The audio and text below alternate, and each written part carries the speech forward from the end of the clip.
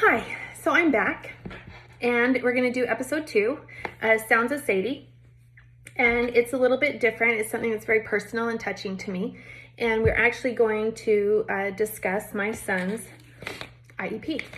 Well, these are my rights. If you're a mom with a kid with special needs, this might be for you.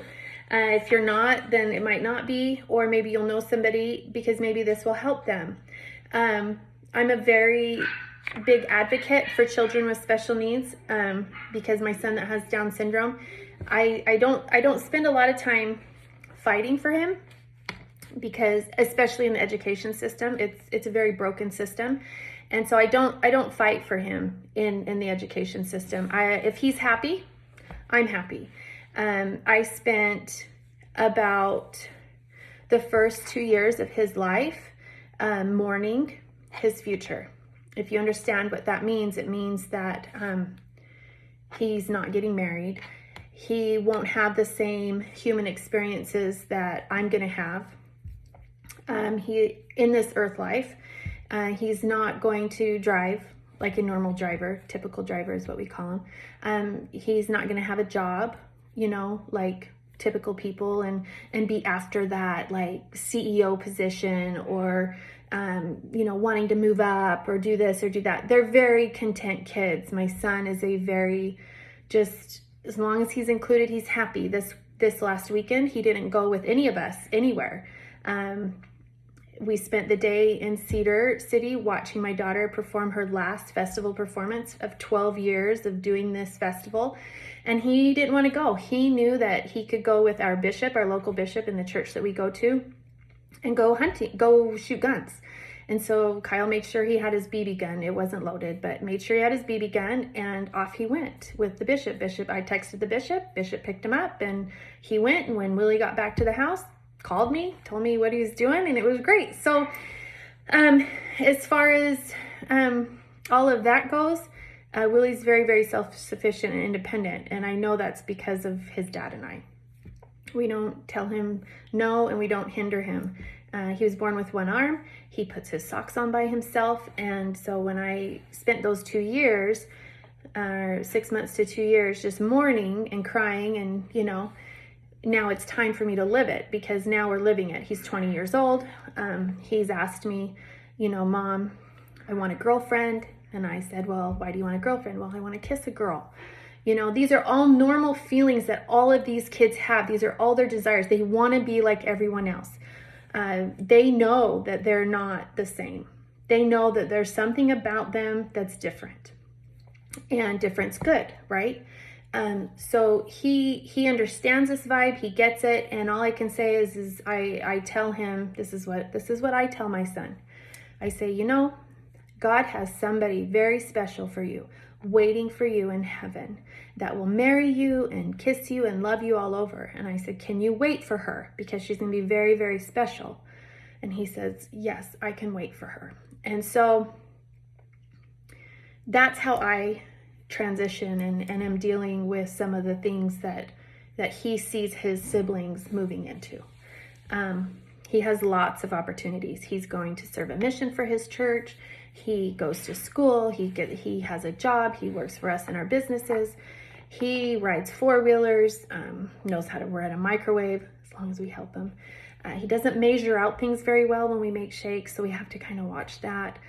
He cleans his own bathroom. I mean, he does a lot of things that I'm very proud of and very grateful for, because I do know that there are situations that are so much harder than what I have.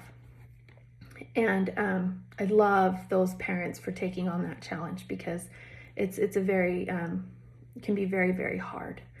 So I sat in an IEP today, and I was told that my son has certain goals that he's trying to achieve. Observations, they've observed him. I don't even know what this one is, but honestly, when I go into an IEP, they set all the paperwork on me. They give me this for the 20th time. They give me all of his test results, all of his goals, everything that they want to do.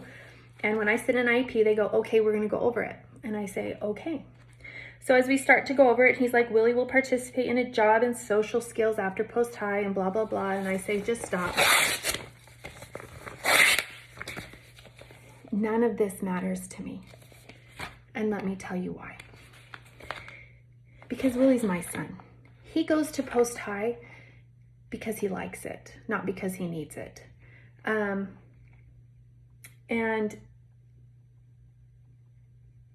he's a social kid. He's my social one. And to be honest, over the last 17 years, nobody ever followed his IEPs. So I'm glad that you have goals for these kids. I would like to know where the goals are for our other kids in their high schools, in their junior highs, okay, that really need goals right now in their lives. I'd like to know where their goals are. I let him know that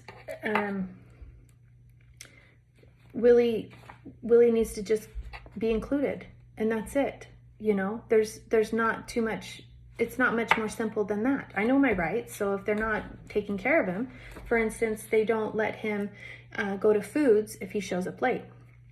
Well, do you honestly think if he goes to a job, they're going to fire him? No, they're not going to fire him. They'll just be like, oh, Willie, we're just so glad you came. You know, but his own teacher is disciplining him. And I'm thinking, why? Why? You know, these kids have nothing else going for them in life. Honestly, let's be real about it. And they come to school where they feel safe and they feel loved and like they can contribute because they have great aides and teachers that have them, right? So why is this one teacher punishing my son for going to the bathroom in between classes? Well, maybe she has control issues. I don't know. All I know is she shouldn't be working with special needs kids, because kids like Willie just exist and they contribute the best they can with their smiles, their happiness. They will do whatever you ask them to do. So don't treat them like babies, you know. Let them live their life. If they need to go to the bathroom before classes, it's post-high, for crying out loud. He doesn't have to go there. He goes because he loves it and the environment he feels good in. So I just, normally I don't say too much, but I'm very, very opinionated when it comes to the education system and it comes to my kids' education, because I really feel like there's a boat missing. There's a boat in the dock of the lineup that we're just missing, which doesn't make a lot of sense, I know. But I'm realizing that as I was talking this through with my husband and talking about my son's IEP, and like, I'll just put it in his IEP that Willie can show up late every day. I can do that. I can just put that in my IEP. And if they don't follow it, then, you know, you call my attorney, whatever. They have to follow whatever you put in that IEP. And they're like, no, we won't do that. You know, we'll just make sure that, you know, the teacher knows that he can come to foods. And I'm like, well, duh, the kid's friends are in there. The classroom, you know, it's not like it's a huge school. Anyways, not sure. I don't really honestly care if people think that I'm crazy about this, but if my special needs kid is going to be disciplined at a post-high, I think something's gone crazy and mad. Because my other thing is I think we're teaching our kids the wrong thing too. I just do. Yeah, I don't even know where to go anymore. I'm so frustrated.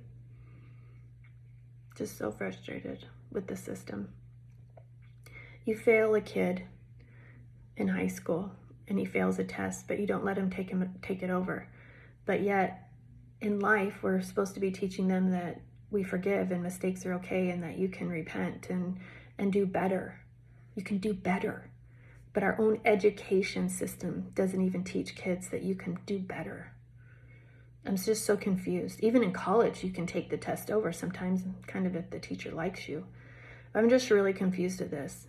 You want to discipline my son with special needs and not let him do a foods class, which, whatever, you're only hurting yourself, because then you're not doing it right. Like, this should be enjoyable. Like, these kids are so enjoyable. They can be.